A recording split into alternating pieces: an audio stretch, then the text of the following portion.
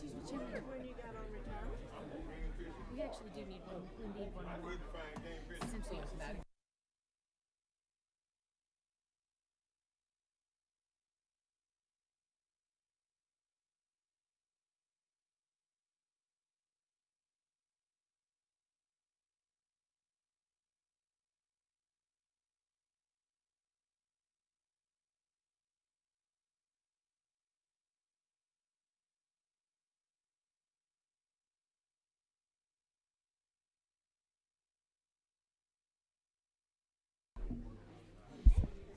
Welcome, everyone.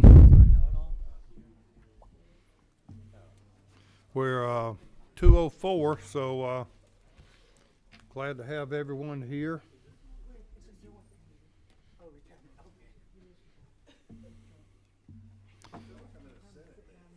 Well, straighten up and fly right, and you might learn something. It's joint meeting. Yeah, Chairman Carson should be joining us shortly. I'm going to, at this time, ask for Senator Marty Harbin to lead us in a prayer to open the meeting, please. And what number are you? You got me. Okay, let's pray. Lord, we thank you for this day. We thank you for this state and for our nation. We ask, oh Father, that you would give us wisdom, discernment, dear Lord, in the matters that we deal with, that for the people of Georgia, and ask, oh Father, that you would bless this hearing and give us wisdom. In Christ's name, amen. Thank you, Mr. Chairman. Thank you all for coming to this first joint meeting of the House and Senate Retirement Committee. Chairman Carson and I have talked, and we hope to do this more often so that people are not testifying before the Senate committee, then coming back and testifying the same testimony for a House committee, just to be considerate of everyone's time. So thank y'all all for being here. And do we need a sign-up sheet for people who wish to speak today? But before we can do anything, we have to adopt our rules. The Senate Committee on Retirement Rules, you senators have those, if you'll look over them. And they're pretty much the same as they were last year. If you served on the committee last year, you would be familiar with them. Do we have any do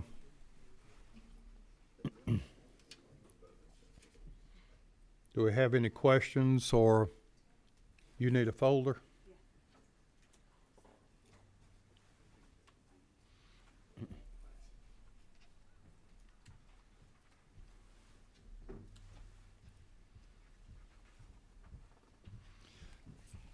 And I know Chairman Carson, when he gets here, he's going to be doing the same thing with the House on your rules. So I think all of you have a copy of those also. Thank you.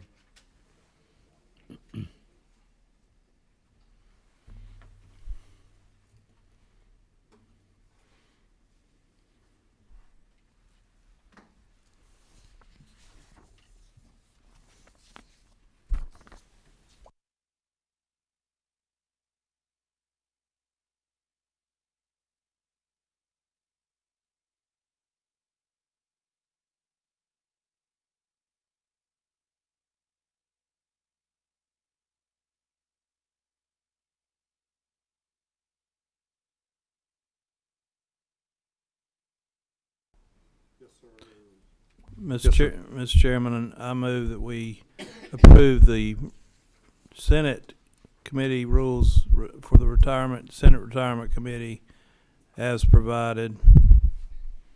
Thank you. Senator Walker has made a motion that we accept those minutes. Second. And you're what number? 25. Second. Senator Harbin. Senator Marty Harbin has seconded the motion for the minutes. Is there any discussion or on that? Seeing none, all those in favor be it known by saying aye. Aye. Any opposed? The ayes clearly have it.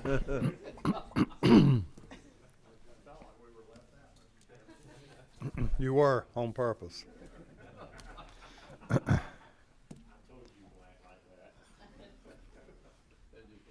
have a feeling we might have to have a sergeant at arms appointed for some of these meetings.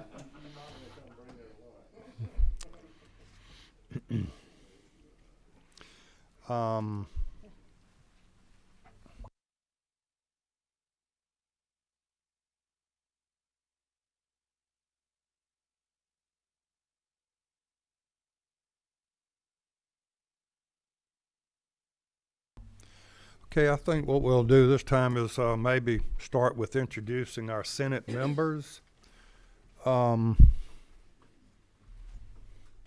Senator Harrell, what number are you? 26. If you would just introduce yourself, and we'll tell the audience who we are and where we're from, and get that way they kind of know who we are. Thank you. Sure. Thank you. Hi, I'm Senator Sally Harrell. I represent Senate District 40, which is primarily in North DeKalb County, but also has a small section of western Gwinnett County as well. Thank you. Senator Harbin. Senator Marty Harbin, District 16, which makes up Fayette, Spalding, and Lamar, and Pike County. Background, insurance and finance background. Senator Russ Goodman. I represent the 8th Senate District, which is Lowndes, Eccles, Lanier, Clinch, Ware, Pierce, and Atkinson counties. And farmer is my primary occupation, and my wife is the CTA director at Clinch County High School, and my mother-in-law is a retired kindergarten teacher. So glad to be with y'all today.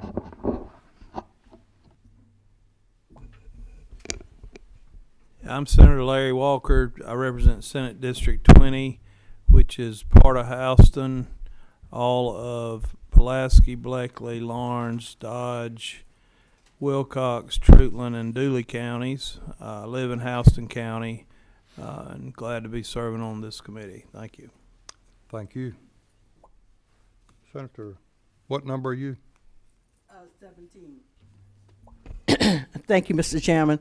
I'm Senator Gail Davenport, and I represent the 44th Senate District, which includes portions of Clayton County and portions of DeKalb County.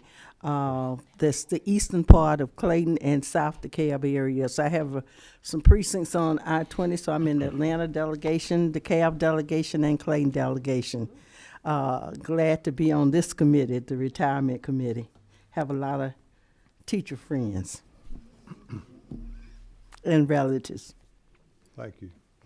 Any other senators that we missed? And we do have, of course, I'm the new chairman, Rick Williams from District 25. I hold the seat that former Senator, now Lieutenant Governor Burt Jones held. I live in Milledgeville, and I'm glad to be here and honored to be here on this committee. And I do want to make sure that everyone remembers and recognizes Ms. Tarika Jackson as our my administrative assistant, who has served here on the retirement committee for how many years? This will be my third. Third year. Okay, great. Thank you. Our TRS overview, if we could recognize you at this time, we'll let you come up to the podium or table, wherever you're comfortable. Which would you prefer, Mr. Chairman? It's up to you. You make yourself comfortable. Thank you, Mr. Chairman and members of the committee. We appreciate you serving on what we think is one of the most important committees in both the House and the Senate. For those returning, it was good to see you again. For new members of the committee, welcome, and we hope that you find this to be a rich and rewarding experience. Good possibility when you ran for office or when you go back home, you might occasionally see a teacher and someone that has a little bit of interest in the retirement system. Please know that we're available to provide whatever constituent service necessary to you. So don't hesitate to reach out to us at any point in time for information or for help along the way. I do have with me today our Chief Financial Officer, Laura Lanier. So if you have any of those really, really challenging questions, I'm sure she can back me up on that. I have a little bit of a challenge because I know my colleague Jim Popman is going to follow me, but I want to give you a thorough overview of the teachers' retirement system without leaving you fully comatose by the time Mr. Popman gets here. I do have handouts. If you have not received a copy of one of these, we can certainly make sure that you get one. But if you would adjust your microphone a little bit so it'll pick you up. There you go. Okay, there you go. You're taller than the last person there. Thank you. All right, so let's start with some basics of the teachers' retirement system of Georgia. We were created in 1943, became active in 1945, so we've been in operation now for over 75 years. We are a defined benefit plan, which is the primary type of plan that you will find serving most education entities across the nation. So some people may ask, why? Why do you have a plan like this? Well, it's long been held that the defined benefit plan is helpful in helping to recruit and retain and then provide for a secure retirement for educators upon their retirement. We have, as a part of that, we pay out over $5.7 billion in annual retirement benefits. You should have already received in your offices two documents. One was our annual report, we call it the ACFR, and also an economic impact brochure report, which actually should show in every one of the counties that you represent the number of retirees, the number of active members, as well as the amount of benefits that are going. If you didn't receive that or would like additional copy, we can provide that to you. Some key plan information for you is that we primarily serve K-12 education, higher ed, technical college system of Georgia, libraries, county extension agents, and interestingly enough, one of our fastest growing groups as a percentage is charter schools. Even though they're a small number, comparatively speaking, that has been our fastest growing group. Our total membership is now a little bit over 500,000. That roughly breaks down to roughly 146,000 beneficiaries and about 246,000 active contributing members. Oftentimes, you're going to be interested in knowing what our funding ratio is, and our funding ratio currently sits at 81.3. That's actually up a few percentage points. We were greatly assisted by the outstanding year that we had a couple of years ago in returns. We'll talk about that later on, but that did create an increase in our funding ratio, which we were glad to see. Not where we would like to be. We would love to be at 100%. Roughly 20 years ago was the last time that we were really at that level, but 81.3% is where we are right now, which I would say is at or clearly above, I think, the national mean, maybe perhaps in the top third of retirement systems nationally. We'll talk a little bit about assumptions along the way that are used in our actuarial formula. We've recently lowered our actuarial assumption for returns to 6.9%. That is a very conservative, but yet sits at about the national average of assumed rates of return. The good news about lowering that return rate is that it's easier target for us to hit.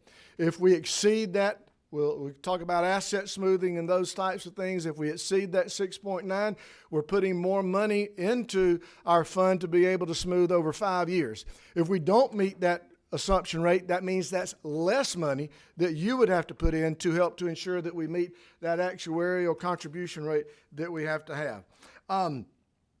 As indicated, our assets currently sit at $92 billion, and frankly, during the last 12 months has literally been all over the place. We've been as high as over $105 billion. We've been as low as about $86 billion. So with the volatility that we've experienced in the market, we're quite pleased to be where we're at right now, considering all of that volatility. For us to get the contributions that we need to be a solvent retirement system to pay current and future benefits, we're funded primarily by two different ways, and that is the employer contribution rate and then also the employee contribution rate. Our current employer contribution rate is 19.98%, which is actually down a little bit from 3 or 4 years ago, and at the same level it was the previous year. Our employees pay in 6% of their payroll as the employee contribution rate. And so that is a rate that is set in law by yourselves to be at a level between 5 to 6%, which is a decision is made by our trustees where that actual rate is at. 80% of our assets are managed in-house. In other words, our own investment personnel manage those assets. And we're proud to say that at some of the lowest basis cost of operation of retirement systems in the nation.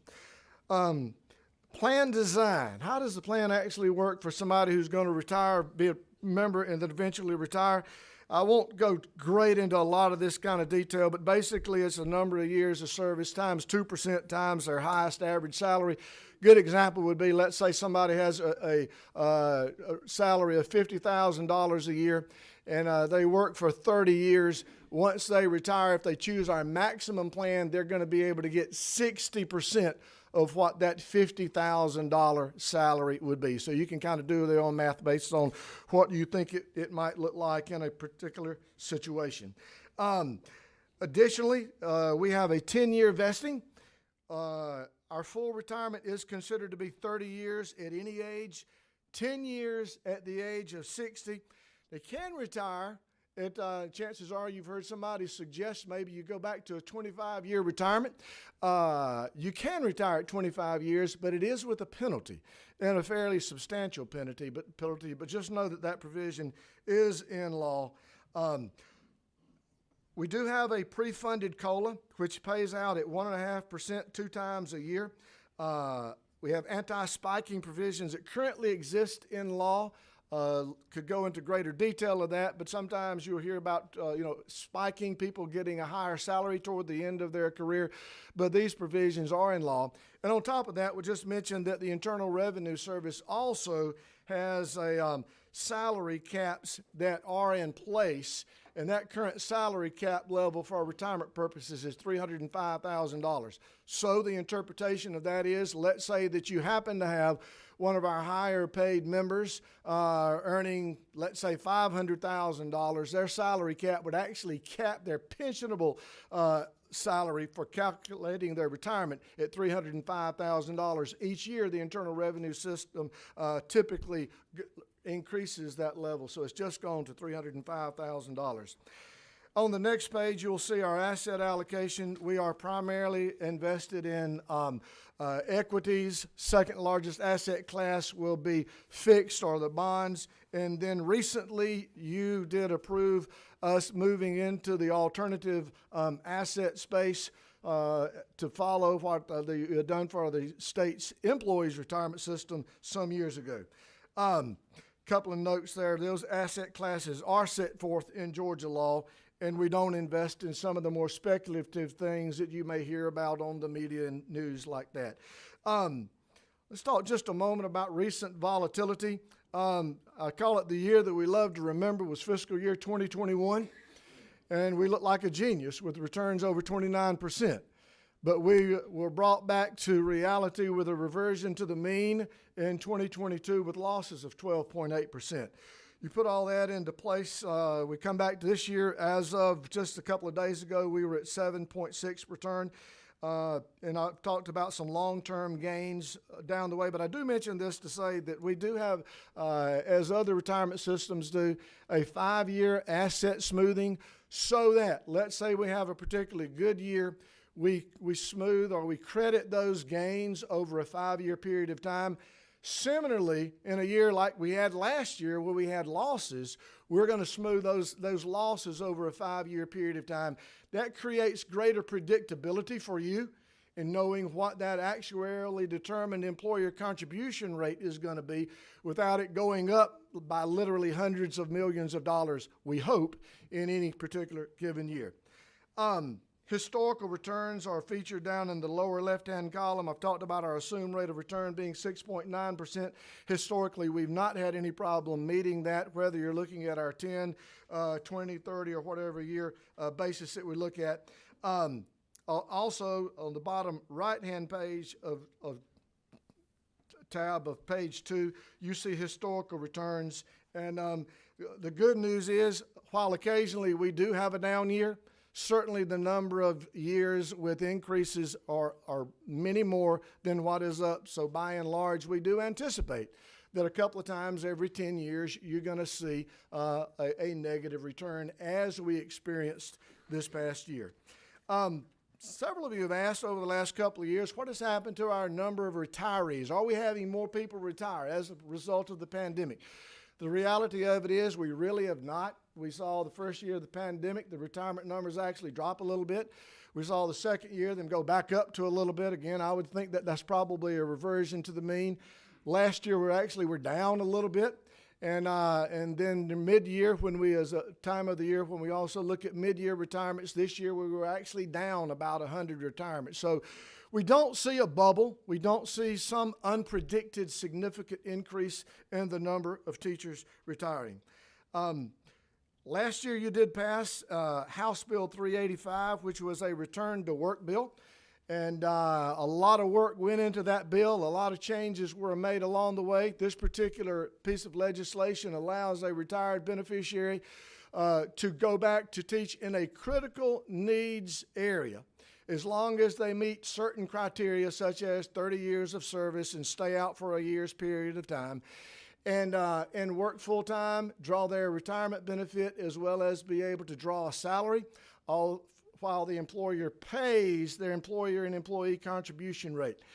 Now, a lot of you are interested in what those numbers were going to look like, and so we've tracked those quite religiously over the last several months. And as of right now, we've got about 206 people coming back to retirees coming back to work full-time. Well, you may say those numbers sound a little bit small. And actually, they are a little bit smaller than what we thought. But if you look at the significance of them, I think there are 2 or 3 things.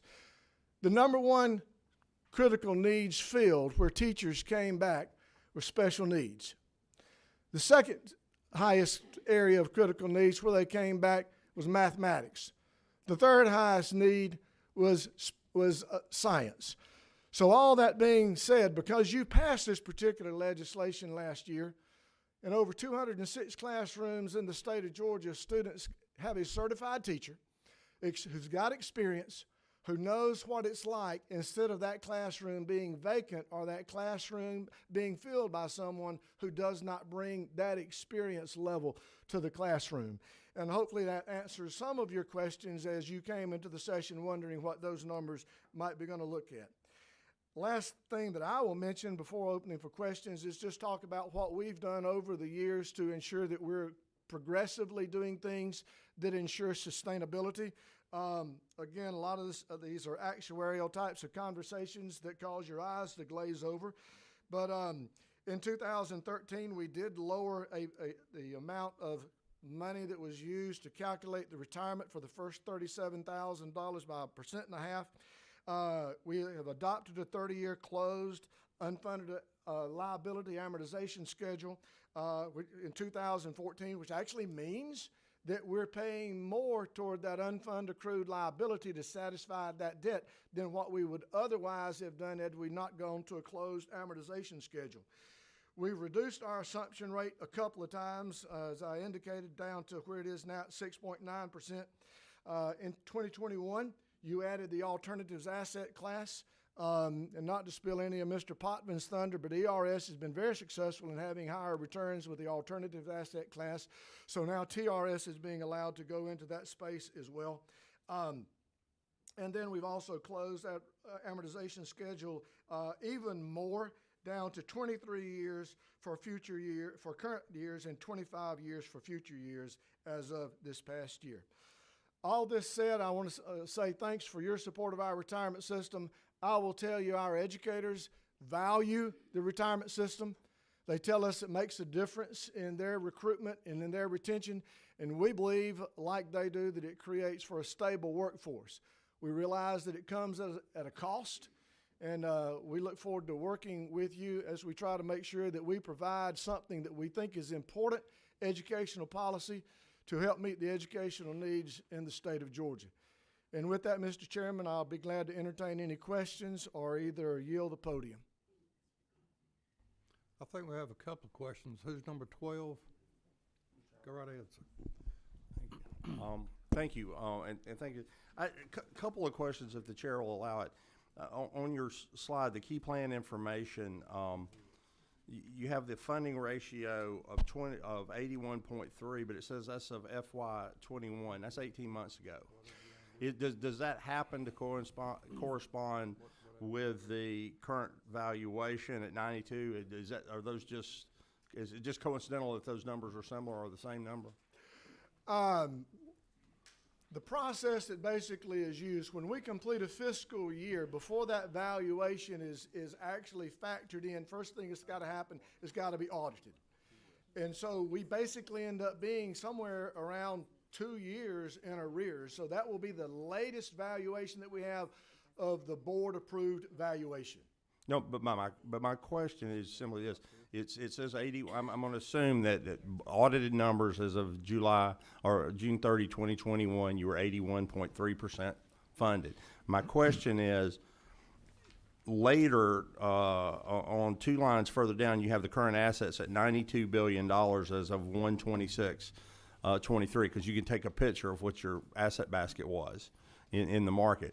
My question is, at that valuation, what is that a similar valuation to an unaudited valuation?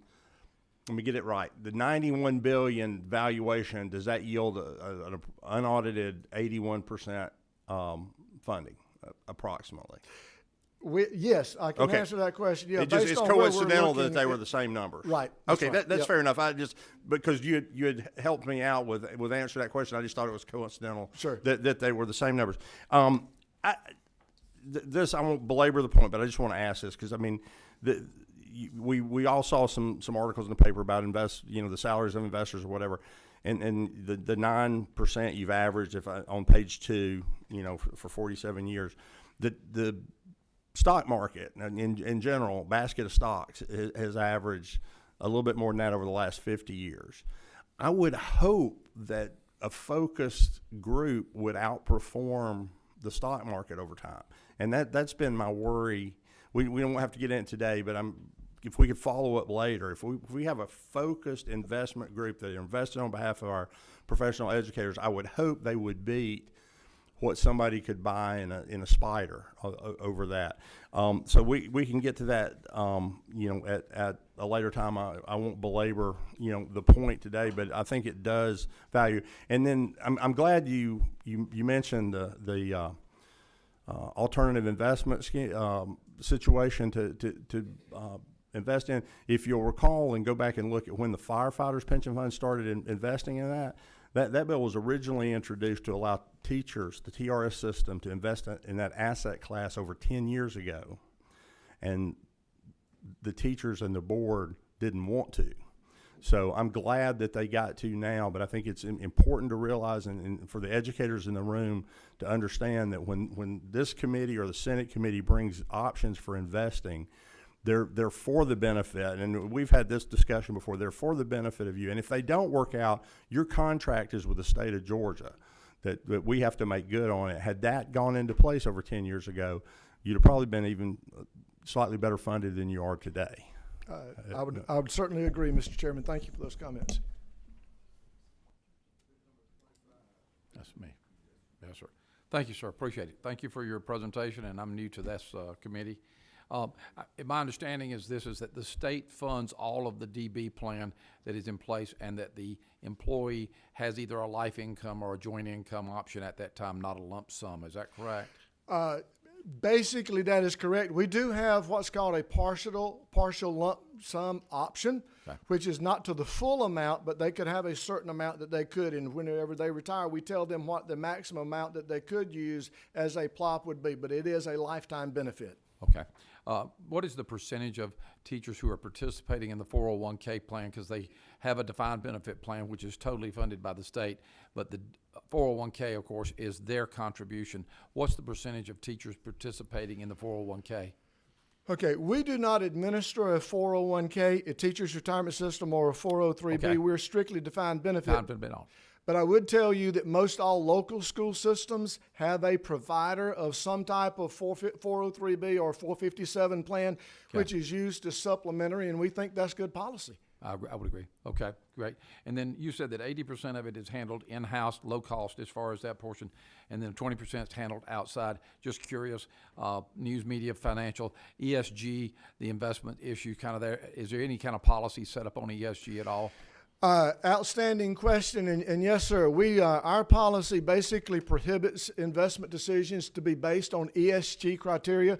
We believe it's a fiduciary responsibility of our trustees and our investment committee to make investment decisions based on what is on the best interest of our membership and not under any particular ESG criteria. Now, we don't oppose ESG. We just don't use that as a criteria in which investment decisions are made. Okay, thank you very much. Good to Representative Tarvin, you got a question? Yes, sir. Thank you, Mr. Chairman. Kind of a quick two-part or three-part question. During this time of good times with 2021, the great time, you got like 93% funded or 92% funded, I think. And you can answer that, but then 4 or 5 years ago, was this not down to 68 or 70% funded?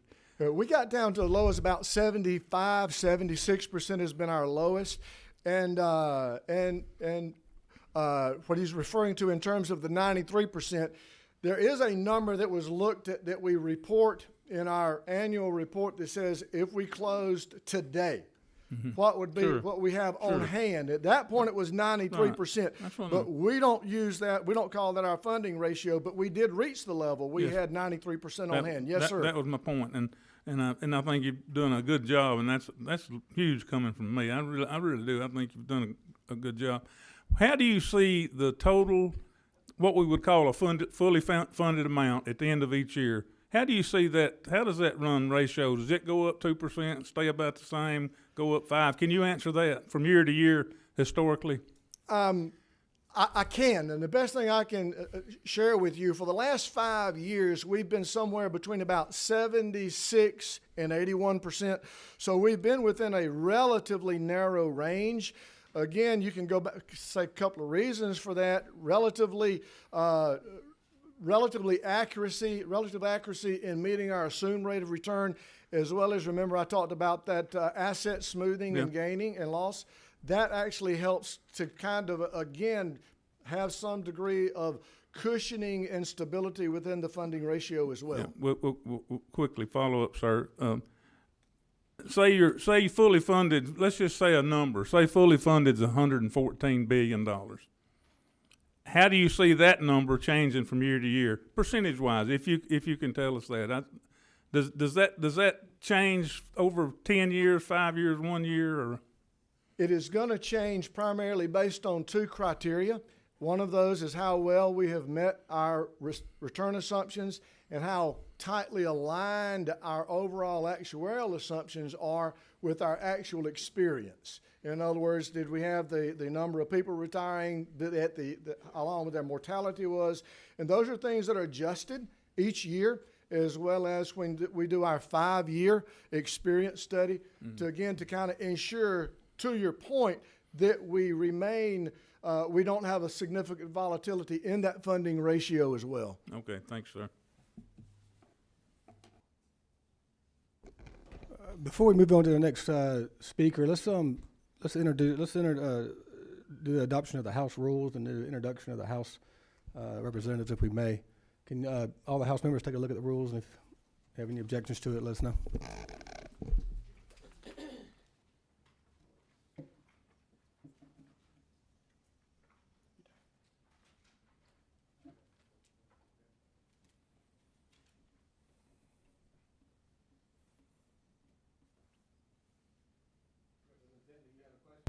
Representative Bentley, you have a question?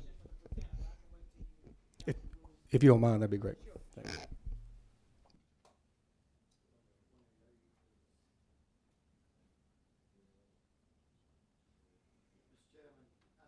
Recognized for a motion. I move that the House retirement accept the rules as stated. Do we have a second? All those in favor? All those opposed? The ayes have it.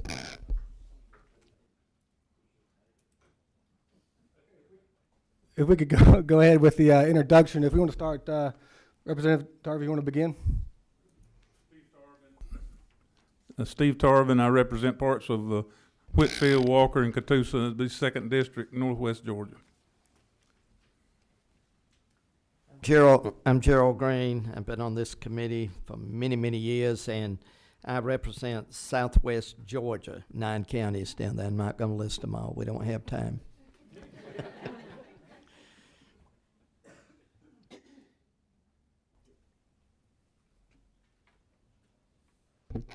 Go ahead, sir.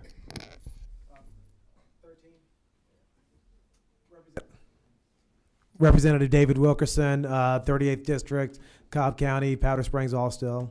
Glad to be here. This is my 13th year here, maybe.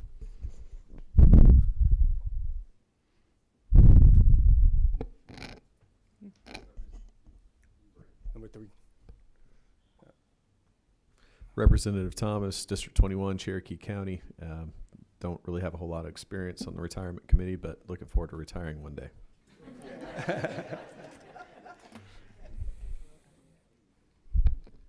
Okay, yeah. I'm Debbie Buckner. I represent House District 137. That includes Fort Benning, Columbus, Talbot, Meriwether, Troop, and LaGrange, City of. So I've been on the committee just about since I was first elected, and it's a very important committee that is very important to many of the people in our audience. And Thank you, Representative Williams. I'm Noel Williams. I'm House District 148. I'm Crisp, represent Crisp County, Pulaski, Wilcox, South Houston, portion of Ben Hill. This is my 5th year on this committee, and I'm glad to do the work of the people. Representative Bentley.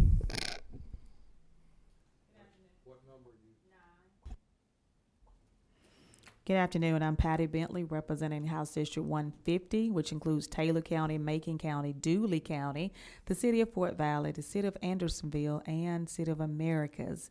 This is my 11th year serving on this committee, and look forward to continuing working with all of you. This is Martin. My name is Chuck Martin. I represent the 49th up in North Fulton. That's the cities of Alpharetta, Roswell, and Milton.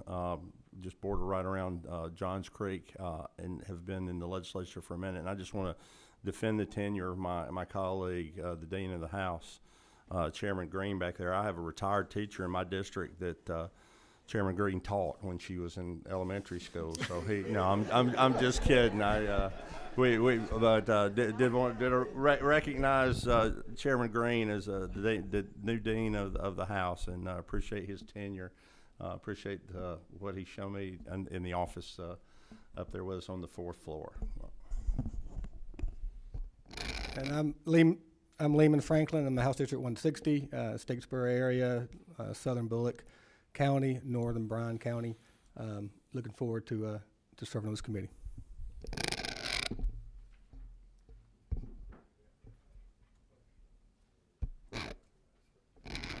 Representative Bentley, you have a question? Yes, sir, Mr. Chair. My question is relating to HB 385, return to full-time work. It's stated here as of January 1st, there were 206 beneficiaries returning under this provision. Do you have them broken down? I know it's not a lot for the entire state, but I'm just curious to know any of those 206 from my area of the state. I can tell you that we have teachers in every RESA district who've qualified to come back. So yes, ma'am, and we do have a report on that. We'll be glad to get it to you. Certainly.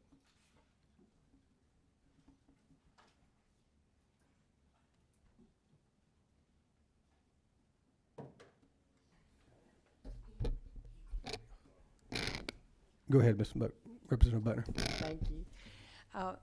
There's been some conversation around the state, and I mentioned this to you earlier today, about some changes being potentially proposed for our teacher not our teachers, but our other ancillary people that work in the schools, like our cafeteria workers, our school bus drivers, our teachers, assistants, wanting to have some changes potentially in their plan. Can you tell us how that would affect the plan, and if there are some ways that we could do that might be the best for the employees?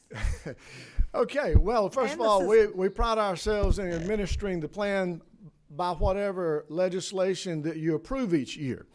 And currently under the law guiding TRS membership, people that you mentioned in the area of school nutrition, transportation, and maintenance, the only members who are actually in a supervisory position are eligible to be members of the teachers' retirement system.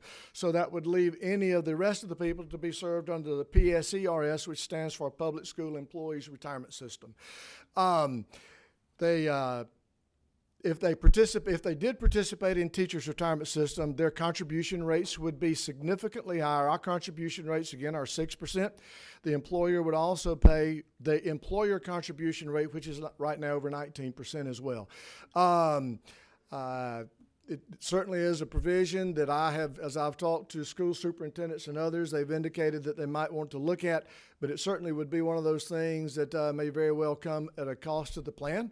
So we would want to look and see what kind of cost it would to the plan. I think individually, people having that option would want to realize that what it would mean to them in terms of their immediate participation, in terms of contributions, and or how it may impact them in the long term, what type of benefit that they might get.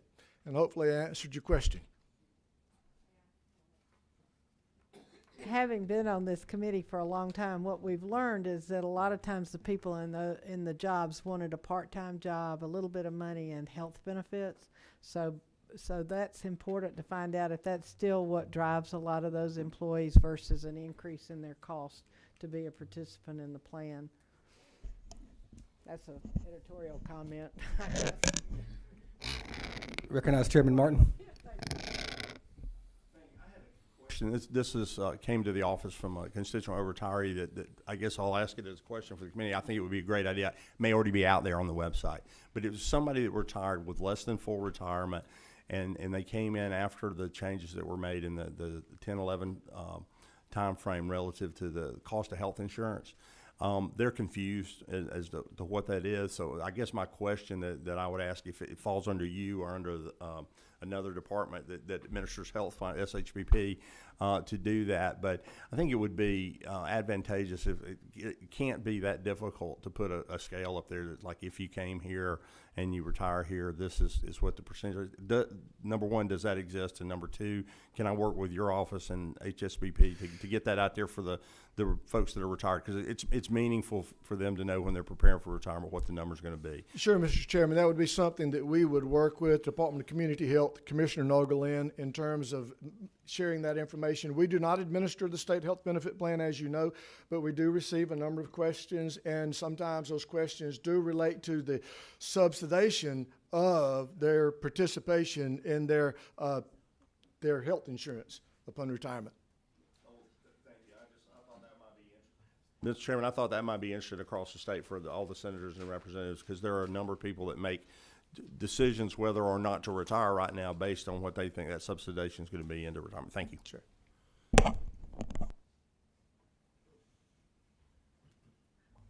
Any other questions by anyone? If not, thank you very much. Great. Thank you very much.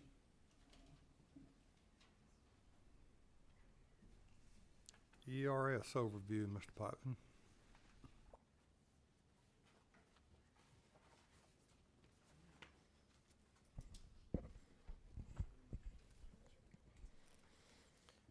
Thank you, Mr. Chairman.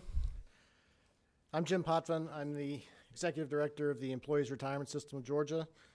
There should be two handouts you should have received. One is a two-pager. We call it our system snapshot, and then the second is a few slides. Looks kind of like this. I'm going to start with the system snapshot document in terms of my presentation. I want to start by introducing some of my staff members who are here today. We have Angie Surface, who is our Deputy Director. Kelly Moody, who is our Director of Legislative Affairs, and some staff members, Ashley Waller, Javon Knight, and Sarai Williams. So thank you guys for being Mr. here. Potvin, those people that you introduced, for some of us that might not know all of them, if they will stand up when you call their name or something.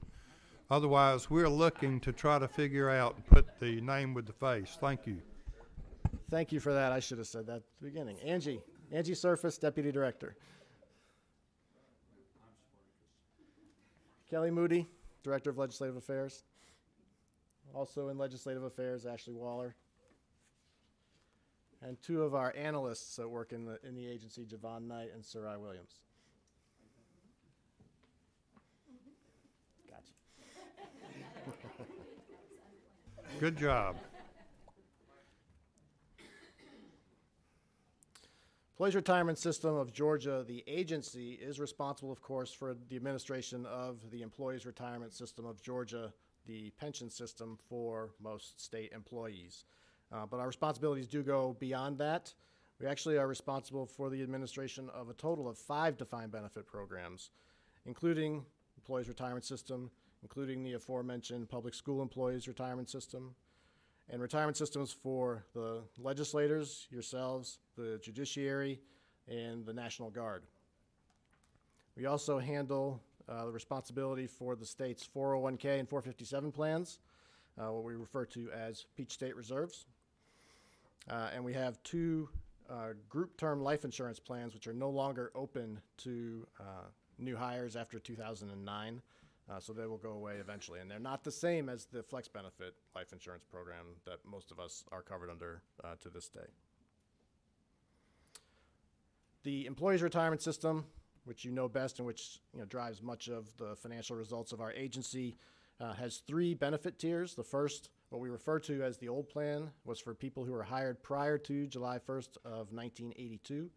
Believe it or not, we still have a few diehards out there who are working in the state actively, who are members of the old plan, but we're talking like a dozen of them. One of them happens to be the Chief Investment Officer who handles our investments, and he last year celebrated his 50th anniversary. So been around for a little while. The second tier was... Would that be because he can't afford to retire?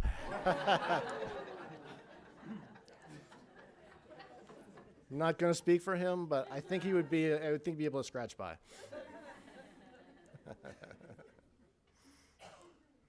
The second system, the second tier, was referred to as the new plan. A bit of a misnomer these days, but that was for people who were hired between 1982 and the end of 2008. That is the system that most closely resembles the formula that Dr. Evans described for the teachers' retirement system, a 2% times years of service times final average pay system.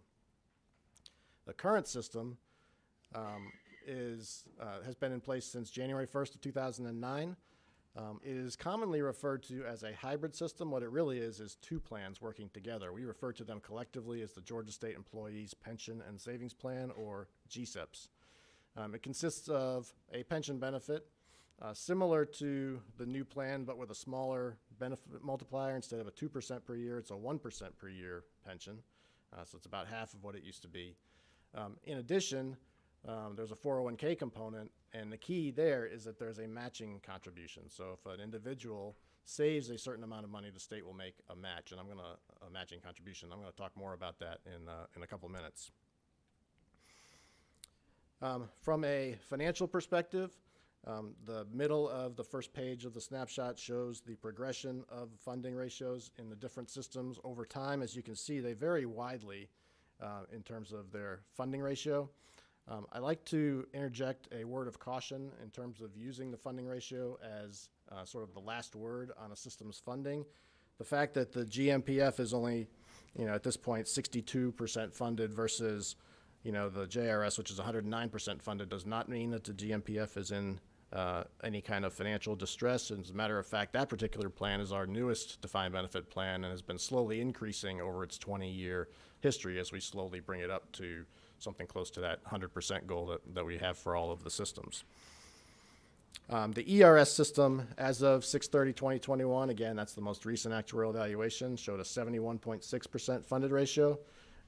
Much like Dr. Evans described, we've been within a fairly narrow range over my tenure, about 10 years or so, with ERS between about 71 and 76% overall.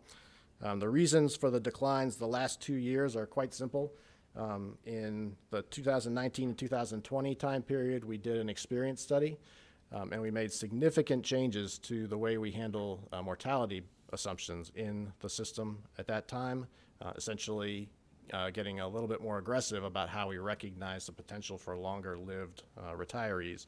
And so that increased our liability at that point. And the difference between 20 and 21, there were three main ones, really. First is the negative investment experience that we had, which we're going to be smoothing in over the next 5 years or so. The second is the $5,000 pay increases that all state employees received. So for that represented an average increase of roughly 11% for our membership. We bake into the actuarial assumptions about a 3 to 3.5% increase assumption, so that was obviously significantly higher than what we would have assumed. And so what that does is increases the potential for everybody to get, larger pension benefits than we would have otherwise expected had that $5,000 increase not happened. That is not a bad thing. It's also going to result in higher employee payroll, which is going to increase the contribution dollars coming into us. It's just that happens over a longer period of time, whereas on the liability side, we recognize that immediately. And so we see a hit there. The third reason is an investment that the General Assembly and the Governor's Office worked together with our board to make, and that is the pre-funding of COLAs for the first time in our ERS history, the beginning of pre-funding, I should say, of COLAs, which entailed a significant increase to the actuarial liabilities of the system, as well as an increase to the overall contribution rate for contributions that the state has to make in the coming years. And so those contribution rates are shown in the section immediately following. We have two sets of contribution rates. The new plan and GSEPs have their own different contribution rates. And you can see, really starting in this current fiscal year, FY23, our contribution rates increased. It's not shown directly here, but if you can read that footnote, sorry for the small font. The state made a commitment to beginning to fund that increased contribution rate 1 year earlier than it was required to by statute. So we're really receiving this year in contributions, instead of 24.67%, we're receiving 31%, and instead of 21.59%, we're receiving about 27.5% this year. Those numbers will decrease slightly next fiscal year, and we expect them to remain fairly stable for the next few years after that. As a system, as a series of systems, we're significantly smaller than the teacher's retirement system, but still fairly substantial. As of this past June, we were at about $17 billion in assets. Now it's closer to $18 billion. ERS is now a little over $14 billion. Those are figures that vary quite a bit from day to day with the way the markets have been lately. We pay out about $1.5 billion per year from all of our systems to our retirees. About $1.4 billion of that comes out of the ERS plan.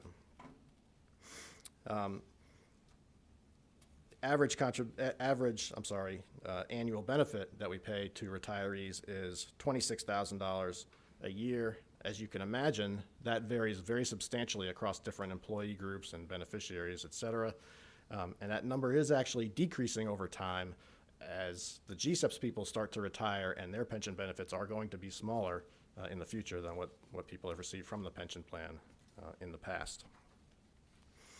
Moving over to the second page, we have investment returns over varying time frames. The 1 year return obviously is an ugly number. That's the FY22 result that we've talked about before that, and then you can see it over varying time frames. The longer the time frame, the more representative it is of our long-term prospects, and we do try to, as much as possible, manage the system from a long-term perspective.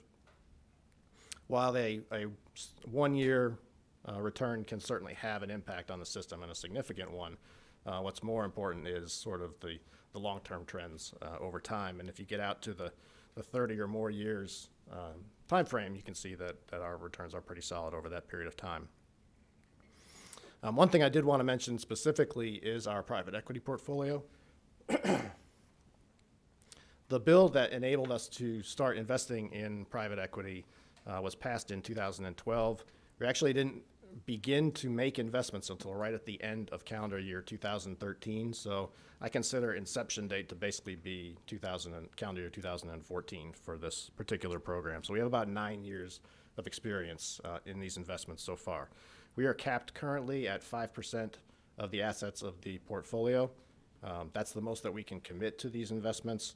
The actual investments are generally between 3.25% and 3.5% of our portfolio overall.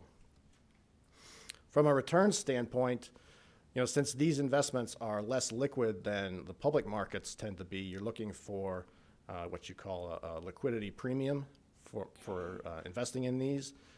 And we generally look for a benchmark return of something like public U.S. markets plus 200 or 300 basis points, somewhere in that neighborhood.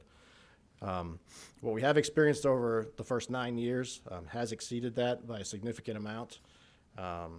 In FY22, the S&P 500 returned, I think it was negative 18%, whereas our private equity portfolio returned positive 5% for that calendar year.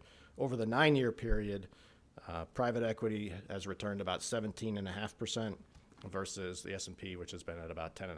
So we've exceeded our benchmark by a good 4 or 5 percentage points over the course of that 9-year period. Particularly challenging period when you're starting up a new portfolio like this, because you have significant expenses up front that you have to put into these, and despite that, we're able to overcome that and still receive quite positive results over that 9-year period. So we are pleased with how the first 9 years have gone. Overall, asset allocations for the portfolio were about 70% or so in equities. That includes public and private. Fixed income is around 26%, the rest being cash and some miscellaneous investments. I do want to make a comment about portfolio construction. It was suggested earlier that the fact that our overall portfolio performance has not exceeded the S&P 500 is somehow a negative. And the answer to that is it is not appropriate to compare a diversified portfolio to an all-stock index. Okay, so what we look for are investment returns that meet the assumption. In our case, that assumption is 7.2%. But you have to do that within a certain risk parameters, right? You don't want to take on an unacceptable level of risk. It is possible that if I go as risky as possible, that I could have triple-digit returns in a given year, and I could lose it all the next year. Obviously, that's not an outcome that we're looking for. And so with a diversified portfolio, what you're looking for are returns that meet your objective, but do that with an acceptable level of risk. And in order to do that, you have different asset classes, and each of those asset classes you compare to an appropriate benchmark. So to the extent that we are invested in domestic equities, of course we'll look at the S&P as a benchmark, but to the extent that we're invested in international, there are other indices that we would look at. Or for our bond portfolio, there are bond indices that we would look at. And so it's a little bit simplistic to say that the S&P should be our target. Membership of ERS on this sheet says 52,500 as of June of 2022. I'm pleased to report that membership number seems to be increasing. I've seen recent numbers that indicate it could be around 54,000 or so at this point. That is a welcome change. We've watched it decline for a long time, and of course that was a large topic last year and continues to be to this day, the recruiting and retention of state employees. It looks like we have had a little bit better luck, according to the numbers that I'm seeing, in those regards in recent months. The number of retired is a little higher than that, so we're roughly a 1-to-1 retired to active ratio at this point. This is to be expected for a mature pension plan and not anything that causes me any alarm or concern. I mentioned that we are also responsible for the Peach State Reserves. There are really 3 categories of savings plan that we have here. We have a 457 plan, and that's the first and longest running savings plan that we've had. And we have about 11,000 accounts or so in that particular system, around $700 million in total assets. In the 401k, I really think of that as two plans. One, the 401k has been around since the early to mid 1990s, and so we had people that were using that as a supplemental savings plan up until the time that, and really including the current time, but really up until the time that GSEPs came in 2009. With the advent of GSEPs, we have now a third group of people, and these are the people that receive an employer match and are automatically enrolled into the 401k as a part of their base retirement benefit. At this point, we have something like 37 or 38,000 active employees out of the 54 that are eligible for the GSEPs benefits. Roughly 95% of them are actually contributing to the plan, and around 82% of them are contributing at least 5% of pay, and why that's important I'll get into in just a second. If you would go ahead and switch over to the slides. For those of you who either attended or saw the streamed version of the joint appropriations meetings, these slides will probably look familiar to you. As I mentioned earlier, retirement system made significant investments in the workforce last year. One is what I mentioned before, pre-funding of cost of living adjustments in ERS for the very first time. This is not sufficient pre-funding to provide a 3% annual COLA, not yet. But to me, it was a very important step to get us started down the path that hopefully will lead to one day being funded well enough to do that. Right now, we're receiving funding for what in the long term would be about a third of the necessary cost to do that. I should point out, too, that this benefits pre-July of 2009 retirees and people who were hired prior to 2009, because later ones, people who were hired after that time, are not eligible to receive COLAs granted by the board. As for the 401k, when GSEPs was first implemented back in 2009, the matching formula was very simple. If you saved 5%, you'd receive a 3% match.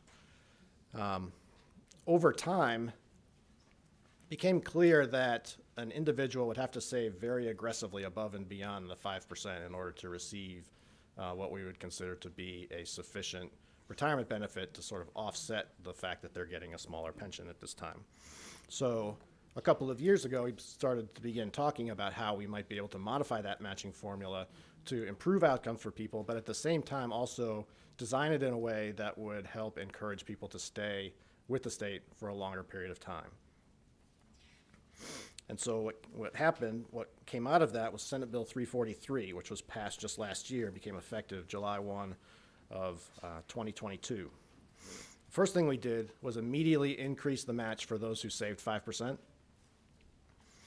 So if you save 5% now, you receive a 5% match, a dollar for dollar match.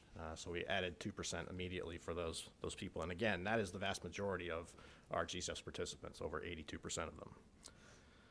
The second thing we did is we allowed for the possibility of a matching contribution that's even greater than 5%, but we tied it to the amount of service an employee has. So for those people who stay longer than 5 years, they can receive an enhanced match as long as they continue to save that 5% of 1/2 of 1% for every year that they are with the state beyond the 5-year period. So from year 6 to year 13, your maximum total match increases from 5% all the way up to an ultimate objective of 9%. So triple what it was just a year earlier.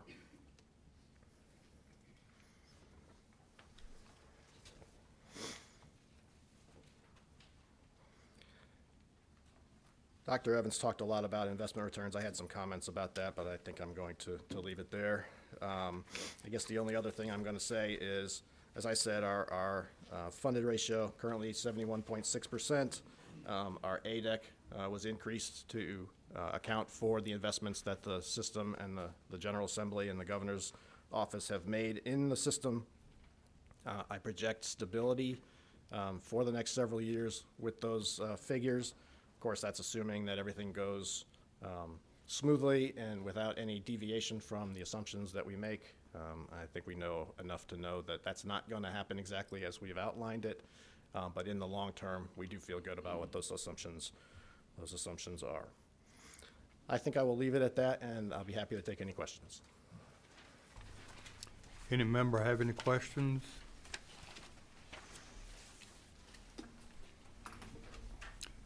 You were either very thorough or they all fell asleep, one or the other. Yeah, I think I finished them off, actually. Okay, thank you. Let's see. Okay, one of your members. Go ahead. I usually ask a COLA question, so I don't want you to go home disappointed. Not a chance. When do you think we'll get to the 3% COLA funding level for ERS? That's impossible for me to say.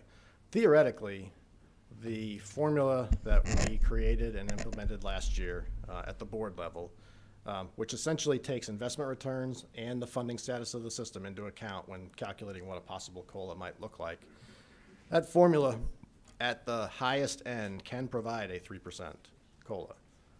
What that would require are consistently strong investment returns and 100% funding ratio on the part of the system. So if we simply rely on the formula the way it is right now, it would take many years before we get to the 100% funding ratio and could rely on that. So clearly some improvements along those lines need to be made. Any improvements to the formula result in additional funding requirements, and I'm sure those are conversations that are going to happen every year between now and the time we get to that long-awaited goal. How long that will take, I couldn't say, but the first step has been very substantial. There's a fair way to go to get to that ultimate goal. So if we were, as a state, to continue to put some funding in, that would definitely help speed up that time frame, correct? It would, and I would call it a necessary condition to speed it up. I mean, we can hope that we're going to get great investment returns and that will take care of it, but that's not a very good strategic plan.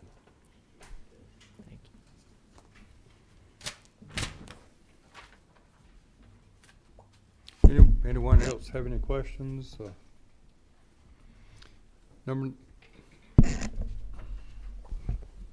Representative Bentley, go ahead. Yes, sir. Thank you. Just more of a comment. Just want to thank you for your support last year on legislation that relates to the state accepting assignments from funeral homes, and we certainly hope that you will continue to support that legislation once it's introduced again this year. Thank you. Just a comment. Thank you.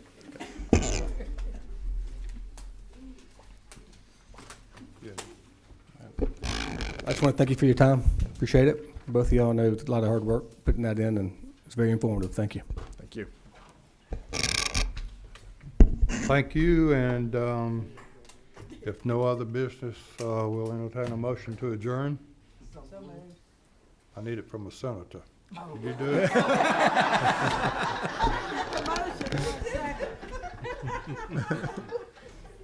You need one? I do. I have a motion to adjourn in the House. Okay, do you have a second? So be it. Thank you all for attending. Thank you very much.